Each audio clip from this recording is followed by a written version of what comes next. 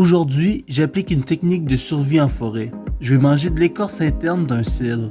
Mais ça marche aussi avec les autres conifères, donc sapin, pin, épinette, cèdre, c'est tout correct. Très important, informez-vous s'il y a de l'if dans votre région. Moi j'en ai jamais vu, mais c'est comme un sapin, mais aussi il produit des petites baies rouges sur ses branches. C'est une espèce hyper toxique, ça peut être mortel, informez-vous bien. Sinon, l'érable et le bouleau, c'est des bons candidats. Le tremble, lui, c'est juste qu'il goûte très fort, mais il reste comestible. On va éviter le chêne, les noyers, puis tous les autres arbres fruitiers, parce qu'ils peuvent être non comestibles.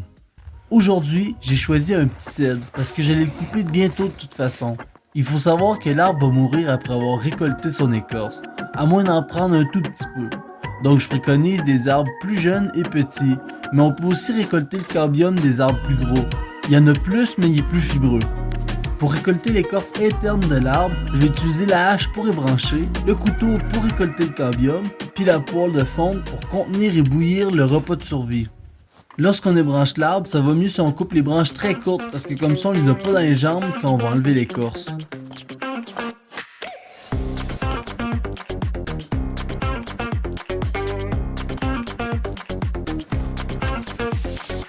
Quand j'enlève l'écorce, je fais ça en deux étapes.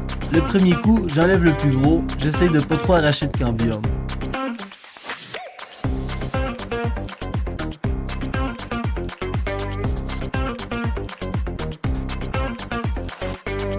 Le deuxième coup, je gratte plus doucement avec la lame pour enlever tout ce qui est coloré. Donc je veux plus qu'il reste d'orangé parce que ça a un goût très amer.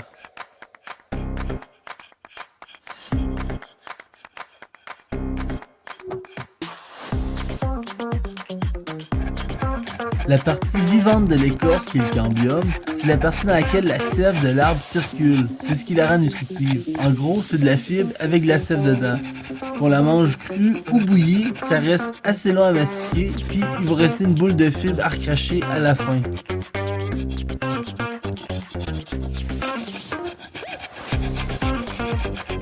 Pour la récolte, je vais gratter et trancher délicatement avec mon couteau pour prélever les morceaux un à la fois sans les échapper par terre.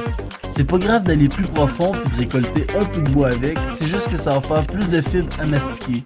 Pour donner des ordres de grandeur, la partie nutritive fait entre 1 et 2 mm de profond.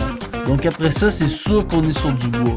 Aussi, on peut voir un léger changement de couleur quand on arrive du bois par rapport au cambium.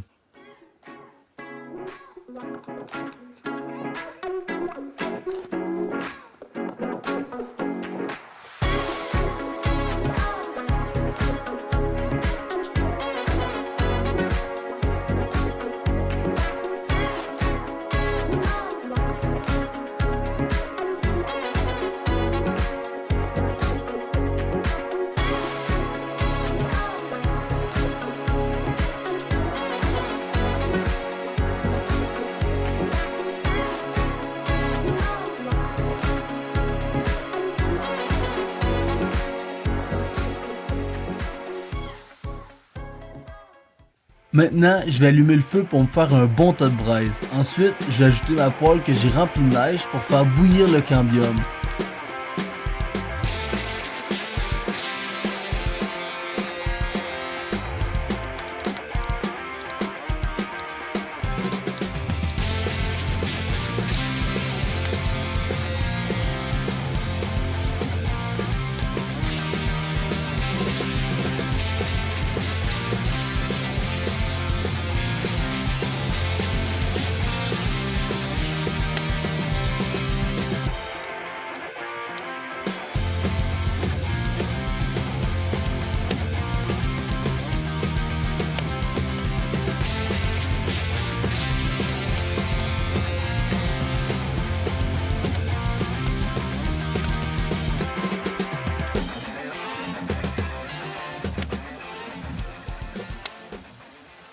Si on veut, ça se mange cru ou cuit au four. Sinon, plus on le fait bouillir longtemps, plus c'est rapide à mastiquer. Une fois que ça a bouilli entre 10 et 20 minutes, c'est déjà très bien. Une fois bien bouilli, ça va être rosé ou rouge vin, ça dépend de la concentration du jus, c'est normal. Parfois, ça sent même un peu sucré, mais de toute façon, ça a presque aucun goût.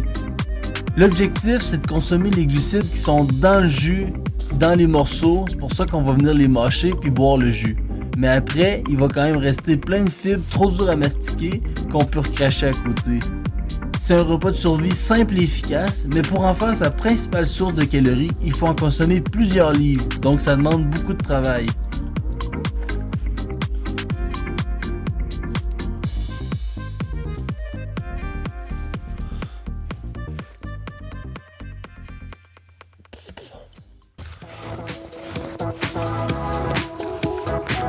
À bientôt!